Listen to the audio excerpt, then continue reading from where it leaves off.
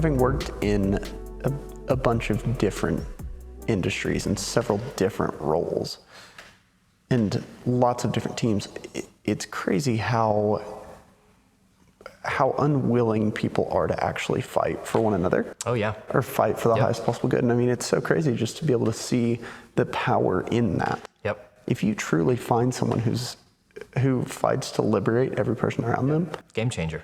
Absolute game changer. And you'll still have bad days at the office, but you have a different perspective on those bad days, and you believe the next day will be better. And you're right. We live in a very, and I don't mean this to be pessimistic. It's just what I see over and over and over again. We live in a very selfish culture where people are just out to get what benefits them. That's true for employees or players. That's true for coaches. That's true for leaders. Generally speaking, like everyone's just out to protect themselves and get whatever they can get. Doesn't matter what happens to the team, as long as I get mine, as long as I get the promotion, as long as I get the pay raise, as long as I get the credit. And it's like, and that's the world that our culture has preached. Go out and take what's yours. You deserve all these things. Like, well, that's just a great way to get people to not respect you. And we hear this phrase all the time, it's like, well, they don't have to like me, they have to respect me. Well, I don't respect people that I don't like. And I can respect your competency, that you're good, but if I don't respect your character, then game over. So I don't care how talented you are, I don't care how good you are at your job, if I don't think that you're for me, if I don't think that you're for the good of the team, like why would I follow you? I'll comply, so I'll keep getting paid for a while, but I'm not gonna commit to anything. And so that's where I think the best leaders, there's a conversation about what separates good leaders from the best leaders, and it's good leaders build compliant teams. They just do their job and they'll get some wins, they'll have some success along the way. The best leaders create committed teams because ultimately they're there to fight for the highest good of the team, which means that at times the decisions they make will be inconvenient for the leader. It's like if you're a leader, when's the last time you made a decision that was inconvenient for you, but for the best of the team? Rather than making the team all conform to whatever's convenient for you. And teams feel that. Like they're very aware when it's like, this is all about the leader. This is all about what they want. This is all about them getting credit, them getting, the promotion, them looking good, whatever. It's like nobody wants to be in that environment.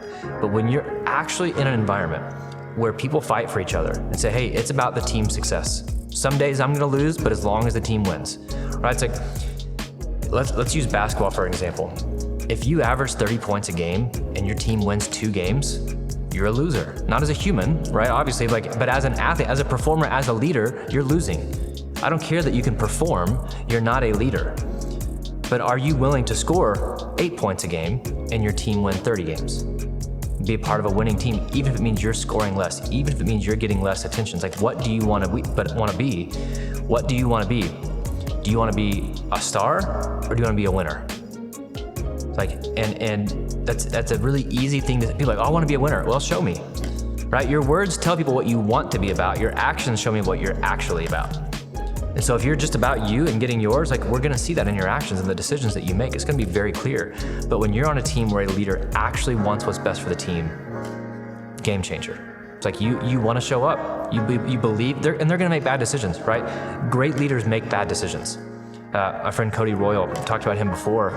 He has this great line, like all leadership is a guessing game. It's like we're just professional guessers.